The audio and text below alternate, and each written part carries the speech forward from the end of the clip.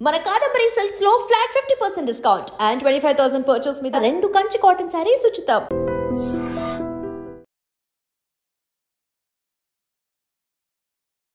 నమస్తే అండి, నా పేరు సుభాష్ గౌడ. నేను నాటు వైద్యము, ఆయుర్వేదిక్, సిద్ధ వైద్యం చేస్తుంటాను. ఈ మధ్యకాలంలో తింటుండే ఆహారాలు, అదేవిధంగా సరిగా డ్యూటీలు జాబులు వెళ్ళిపోయి టయానికి ఆహారాలు తినక ఏది పడితే అది తినడం వల్ల కూడా గ్యాస్ట్రిక్, మలబద్ధకము, యాసిడిటీ చాలా అయిపోతుంది. ఎంతోమంది ఏంటంటే కొంత ఆ హోటల్లో తిన్నా, ఈ హోటల్లో తిన్నా నాకు కడుపు ఉబ్బరంగా ఉంది, లేదా కడుపు ముందరికి వస్తుంది, ఏ ఫ్రీ మోషన్ కూడా కావట్లేదు, హెవీ గ్యాస్ ఉంది అన్నోళ్ళకి ఒక చిన్న వైద్యం మీరే ఇంట్లో ఈజీగా చేసుకోవచ్చు. అన్నీ మీకు షాప్లో దొరికేట్ల పదార్థాలే. ఈ గ్యాస్ట్రిక్ ఏం కావాలంటే ఇక్కడ చూడండి, మీరు ఇంట్లో ఉండే దాల్చిన చెక్క, ఇది ఒక 25 గ్రామ్స్, 25 గ్రాములు దాల్చిన చెక్క తెచ్చుకోండి.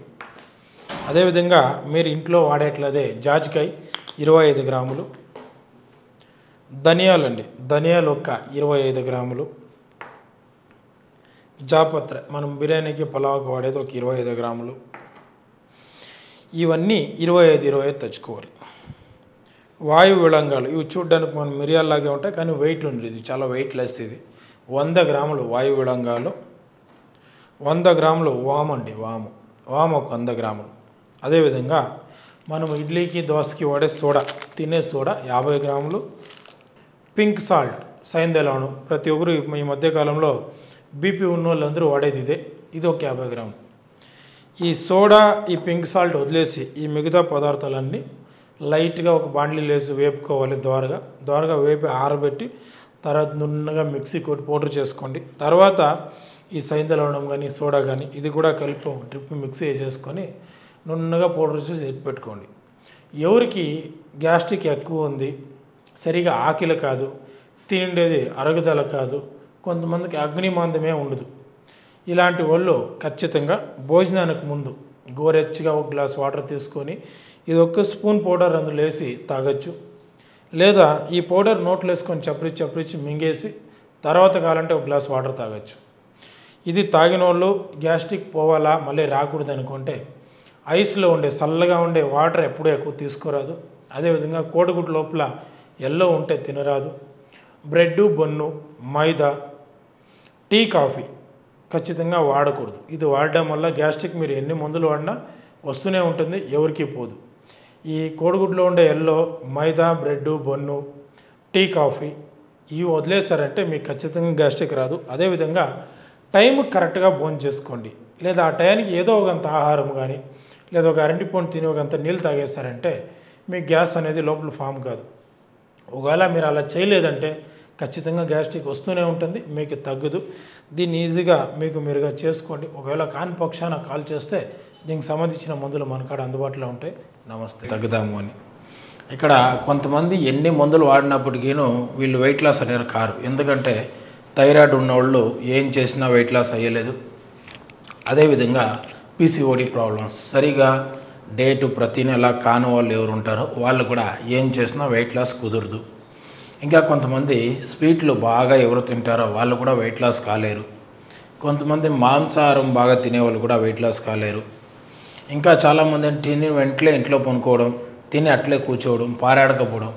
ఒక మనిషి ప్రతిరోజు మినిమం 8,000 అడుగులు వేయగలిగితే ఆ మనిషి బతికిన కాలం ఏ రోగం రాదు. మనము ఈ మధ్య ఏం చేస్తున్నాం, తింటాము ఇంట్లో పనుకుంటాం, లేక తింటాం సోఫాలో పోయి కూర్చుంటాం, పారాడట్లేదు, బాగా రన్నింగ్, వాకింగ్, జాగింగ్ ఏది చేయట్లేదు, చెప్పులు లేక మట్లో కూడా నడవట్లేదు. ఒక జీలకర్ర, వాము కలిపి తాగేసి వెయిట్ లాస్ కాలేదు అంటే కుదరదు.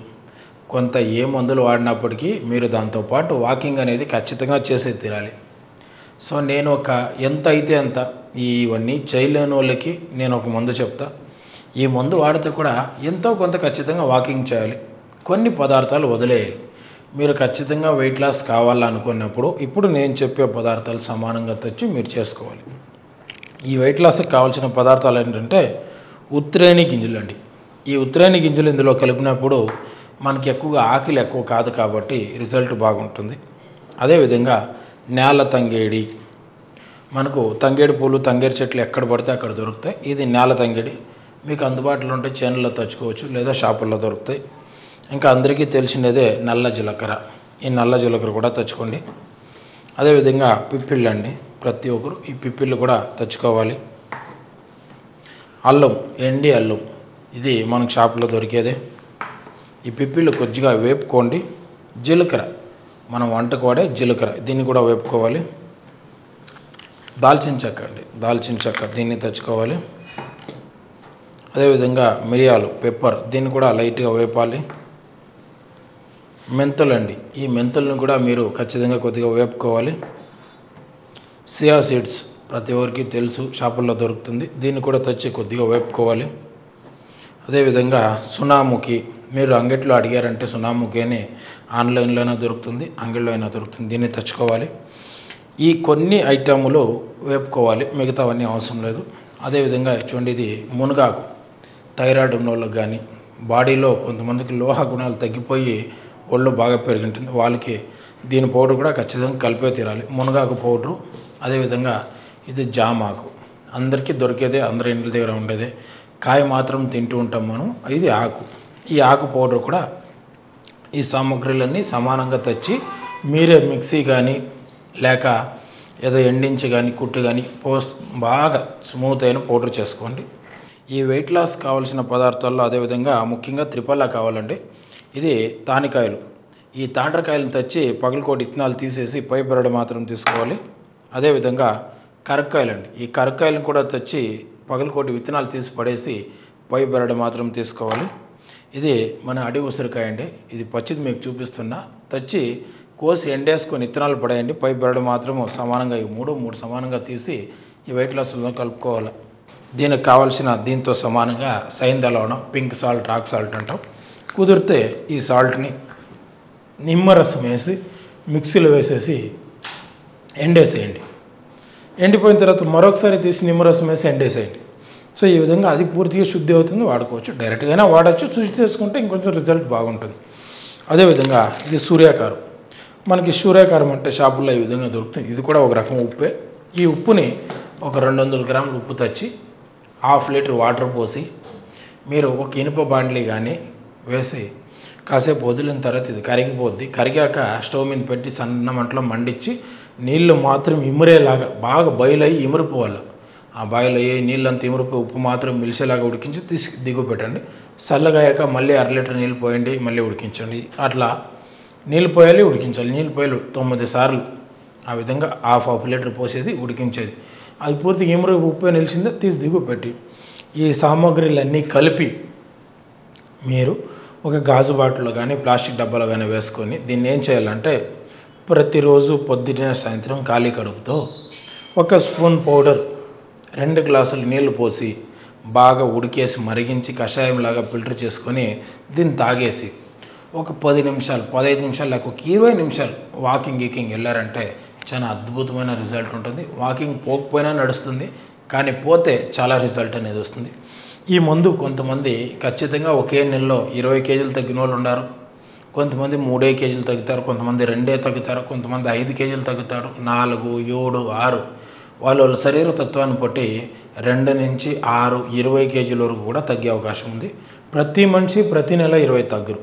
ఫస్ట్ నెల అయితే వెయిట్ ఎక్కువ ఉండడం వల్ల అప్పుడు తగ్గచ్చు, ప్రతి నెల అలాగే తగ్గరు. అది కూడా చాలా వెయిట్ ఉన్నవాళ్ళు. లేకపోతే 3, 4, 6, 7, 8, 10, 11, 12 ఇట్లా ఎన్నో వాళ్ళ శరీరంతో పట్టి ఉంటుంది. దీన్ని ప్రతి ఒక్కరు మీకు చేసుకోవచ్చు, ఎందుకంటే దీంట్లో ఉండేది ఆల్మోస్ట్ అర్ధం ఐటెంలు ఆల్రెడీ మీరు వాడిండేదే, వంటకు మనం ప్రతిరోజు వాడేట్ల పదార్థాలే. ఇవన్నీ కూడా ఒక కాంబినేషన్గా తయారు చేసి ఒక మందు రూపంలో వాడినప్పుడు ఇలా ఉంటుంది. ఈ వెయిట్ లాస్ ప్రాబ్లం ఎవరెవరికున్నా, కొవ్వున్నా, కొలెస్ట్రాల్ ఉన్నా, బొజ్జున్నా, ఎవరున్నా దీన్ని వాడుకోవచ్చు. చాలామందికి రక్తం చెడిపోయింటుంది, వాళ్ళు కూడా వాడుకోవచ్చు. చాలామంది ఏంటంటే మెట్లు ఎక్కలేను, పారాడలేను, దిగులేను, మోకాలు నొప్పులు వచ్చేసినాయి, పారాడకపోతే ఆయాసం వస్తుంది, నడువులేను, పొట్టు వచ్చేసింది, కొంతమంది చెస్ట్ ఎక్కువ పెరిగిపోయింది, కొంతమంది బ్యాక్ ఎక్కువ పెరిగిపోయింది, సైడ్ బొజ్జు చాలా మంది వచ్చింది. ఇవన్నిట్లు కూడా ఇది రాంబాణంలాగా బ్రహ్మాండంగా పనిచేస్తుంది.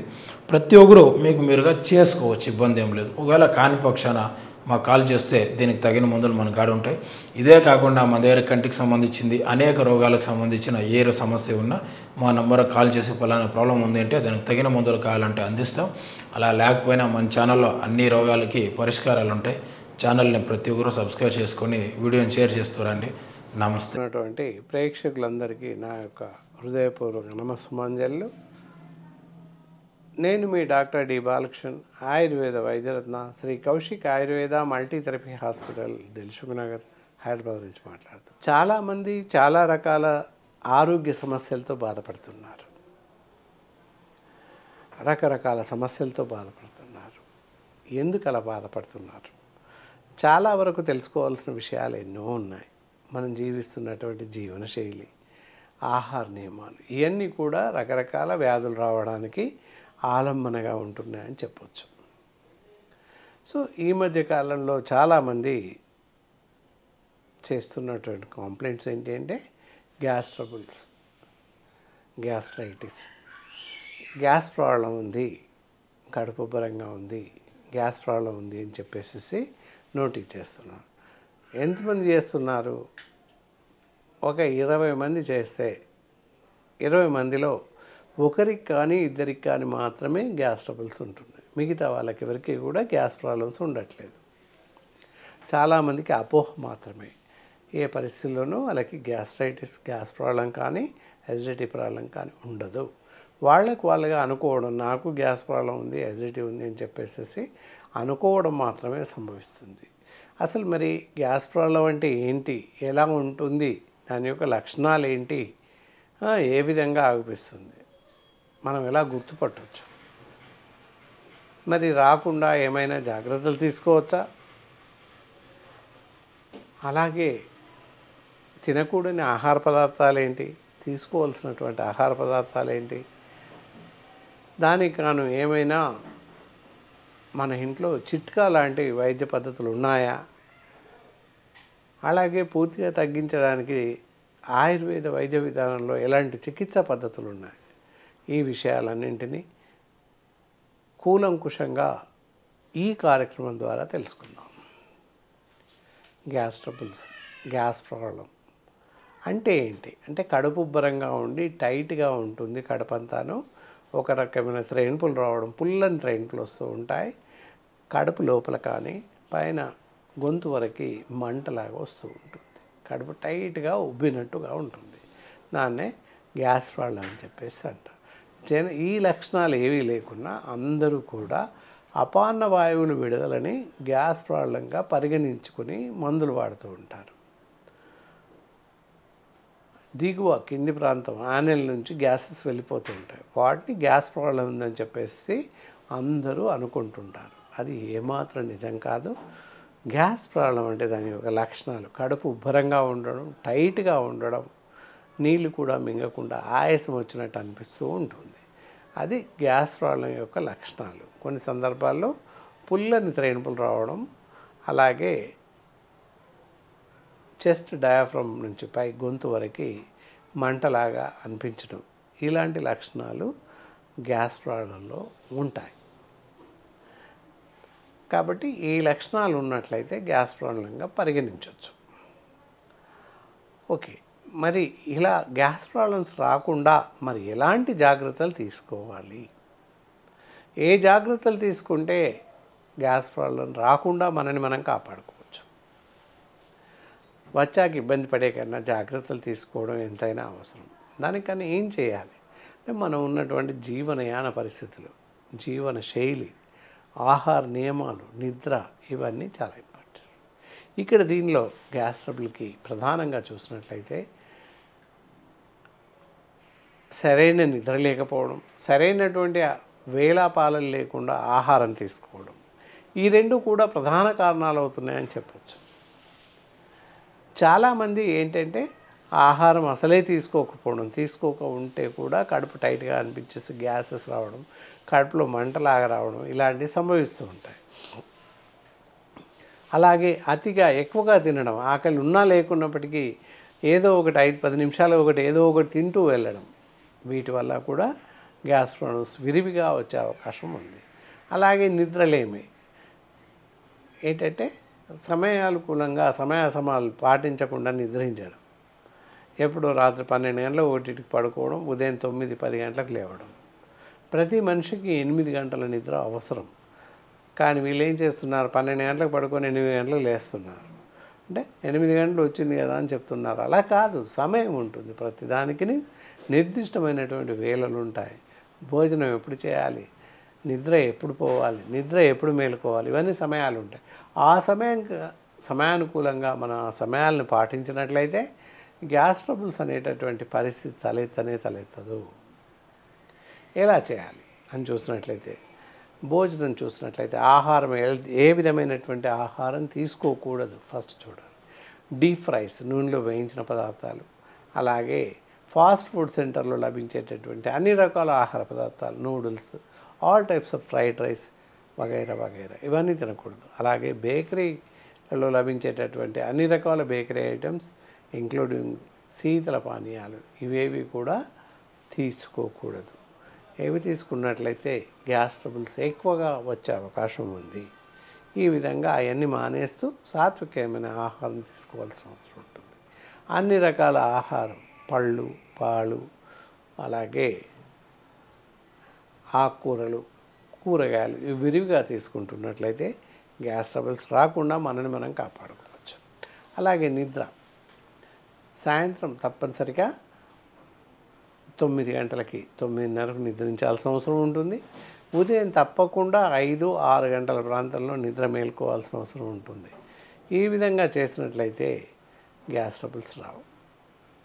నిద్రలేమి వల్ల ఇంటెస్టైనల్ పాలిప్స్, అజీర్ణ వ్యాధులు తలెత్తి అల్సర్స్గా పరిగణించి కొన్ని సందర్భాల్లో ఇంటెస్టైనల్ పాలిప్స్ ఏర్పడి జీర్ణాశయ క్యాన్సర్స్ ఏర్పడడానికి ఎక్కువ అవకాశాలు ఉన్నాయి. ఈ మధ్యకాలంలో నివేదికల్లో తేలిన అంశం కూడా అదే. కాబట్టి నిద్రలేమి వల్ల చాలా రకాల జబ్బులు వస్తున్నాయి, అజీర్ణ వ్యాధులు, దాంతోపాటుగా జీర్ణకోశ క్యాన్సర్స్ కూడా వస్తున్నాయని చెప్తున్నారు. సో కాబట్టి సమయం ప్రకారంగా సమయాలను పాటిస్తూ ఆ సమయంలో నిద్రించాల్సిన అవసరం ఉంటుంది. మేలుకోవాల్సిన సమయంలో మేలుకోవాల్సిన అవసరం ఉంటుంది. అలాగే ఆహారం కూడా ఉదయం 8 నుంచి 9 గంటలలోపు అల్పాహారం టిఫిన్ చేయండి. మధ్యాహ్నం 12 గంటల నుంచి 2 గంటల లోపు మధ్యాహ్నం భోజనం ముగించండి. రాత్రి భోజనం 8 గంటల నుంచి 9, 9:30 కల్లా ముగించండి. భోజనానంతరం ఒక గ్లాసు నీళ్ళు తాగేసి కాసేపు ఒక 10 నిమిషాలు నడవండి, ఆ తర్వాత పడుకోండి. ఇలా ఈ విధంగా చేస్తూ వెళ్ళినట్లయితే గ్యాస్ ట్రబుల్స్ అనేటటువంటి పరిస్థితి మనకు తలెత్తదనే చెప్పాలి. ఈ విధమైన సూచనలు, జాగ్రత్తలు పాటిస్తూ ఉన్నట్లయితే గ్యాస్ ట్రబుల్స్ అసలే మీ దరిదాపుల్లోకి రావనే చెప్పాలి.